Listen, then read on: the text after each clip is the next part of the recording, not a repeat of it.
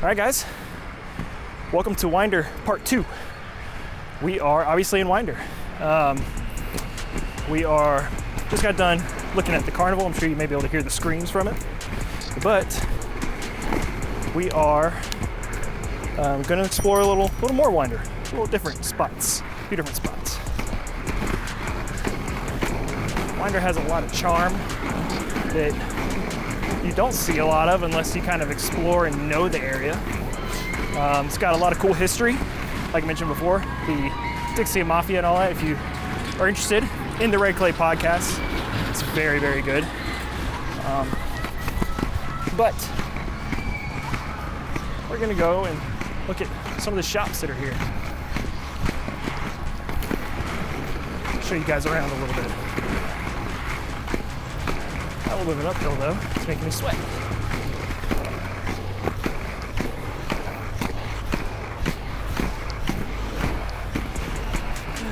People always look at me so funny. But yeah, like I mentioned last episode, a lot of the buildings are converted from really old buildings to what they are now. This one, I don't know if you can see, but it's got the old paint on it from the building name. Right there. It's pretty cool. A lot of them are like that. Our friends just opened up a coffee shop right here. It's excellent, Nice Guy Coffee. Go look them up, check them out, order from them. It's pretty good stuff. Let's see. We got down here, Les Gabriel. It's like a French crepe place. Whew, excellent. They just opened up one in Monroe as well. It's right here. And it is so good. Latin flavors. They got a rooftop bar. Lots of good places here if you want to come check it out. We're gonna wait to cross right here.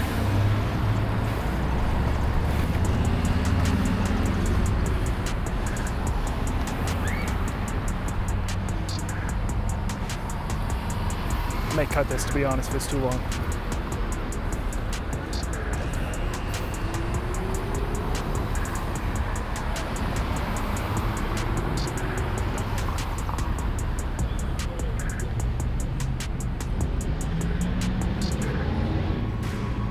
Here we go.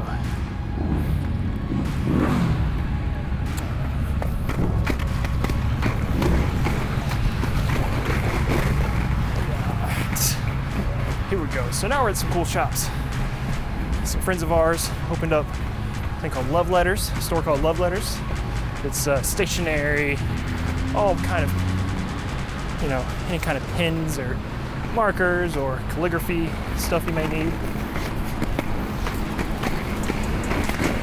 Lobby. It's got a bunch of different things. Cool coffee shop. We're gonna go across over here, skate around over here for a bit. The Renaissance Bank. Got a nice little library, cool little museum. The museum I'll show you is pretty cool. It actually looks like a castle. And that's really cool. It's right next to the health department, which is connected to the old jail they don't use anymore. My wife used to work at the health department, and they converted the jail to storage. So in all the cells, they have boxes, and they do haunted houses and stuff in there. So year round, there's like bloody handprints on the walls. It's pretty amazing. She told me about it first, and I was like, no way. But it's true.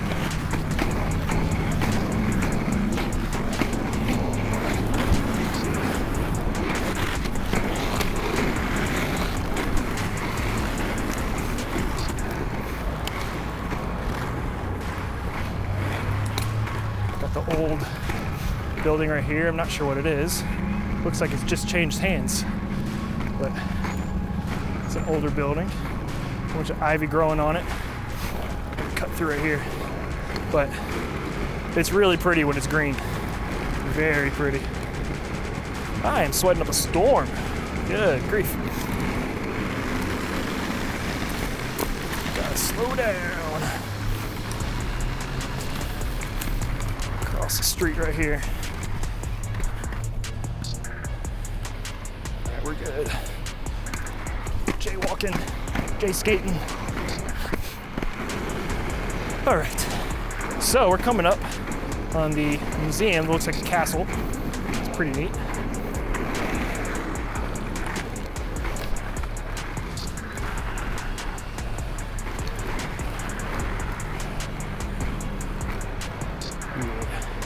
How to get around that truck. Didn't know what he was doing. I don't think he did either. We'll say, Winder definitely slopes downward every single street at this point.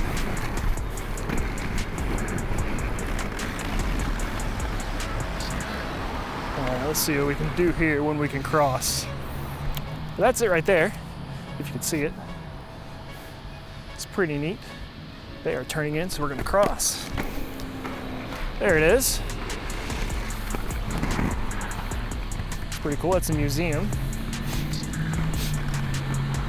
And I haven't been in there, but it looks like that with the grates on the windows. I'm sure it's pretty neat. This is the health department that is connected to the jail. And then that is where the old distillery was, that building.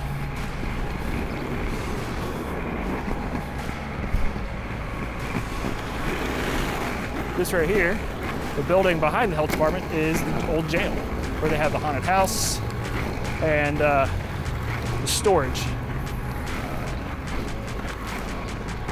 And then this will probably be the last thing we're gonna look at.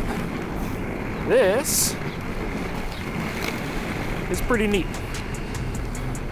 Old train caboose museum tour is now available. I didn't know we had a train caboose museum, but apparently we do. All right, let's see. It has a little thing right here. I always forget what the year is that it was used. Let's check it out. It's pretty cool though. The steam locomotive was presented to the city of Winder in Barrow County in 1959 by the Seaboard Airline Railroad Company. It's placed here as a permanent exhibit in memory of the important service engines of this type rendered to the country. Built in 1930. So it was built in 1930, operated for a number of years on the Gainesville Midland Railroad. The time of its retirement in 1959, number 208 was one of the last steam locomotives in service in this section of the country. So that train was built in 1930, last ran 1959, and it was one of the oldest in this part of the country. That's pretty cool. So we'll end up with a little bit of factual information for you guys. Thank you for joining me. I don't think I said it, but subscribe if you're into it. We're pretty new, so we need all the help we can get. Share it with your friends if you think that they're into it. And today, we will be reviewing, remember we're doing it at home instead of out and about, just because it looks better. And if it looks better, it makes me happier. We're gonna be reviewing a Knob Creek store pick.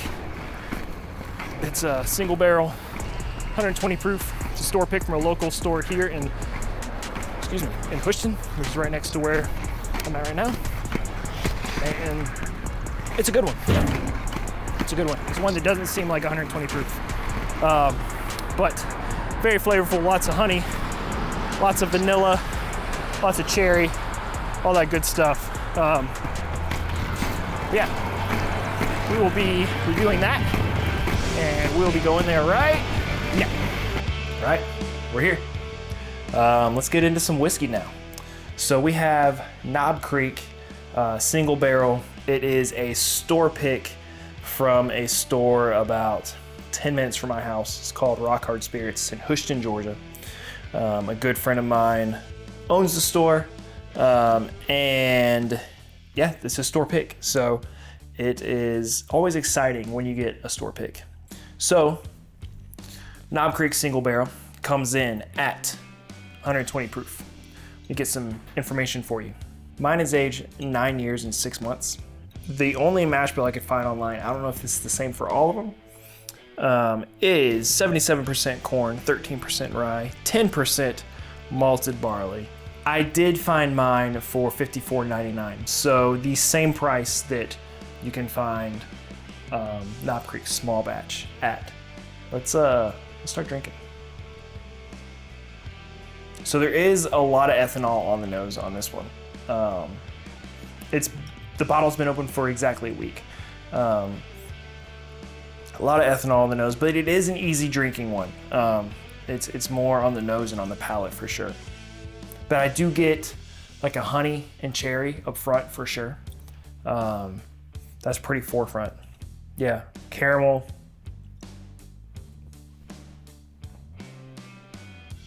It's crazy though. It's all on the nose. It's barely any spice or bite on the palate. That's so easy to drink. I do get a lot of honey, which I don't know is normal for a single barrel from them. But that's mainly what I get, is a lot of honey, maybe a little bit of leather, and then you have your normal vanilla, caramel, all that stuff.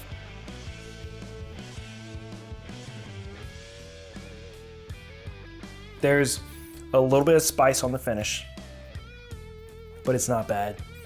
It's not bad at all. That is so easy to drink.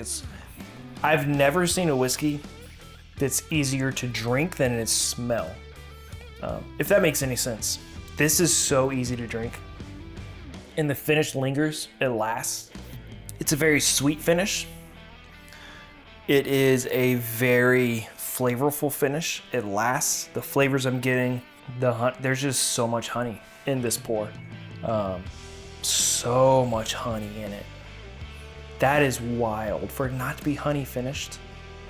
There is a little bit of smokiness to it. I'm enjoying this way too much.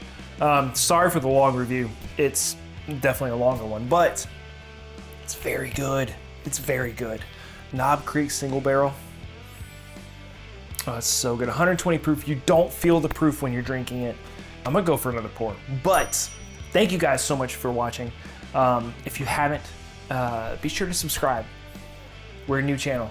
We need all the help we can get. So subscribe, comment, let me know if you've had a single barrel, what you think of it, what you got from yours, because yours is gonna be different from mine, obviously. Share with your friends if you think they're into it. Thank you for watching. Blades on, spirits up. Cheers, friends. I got that dog in me, yeah, turn me up.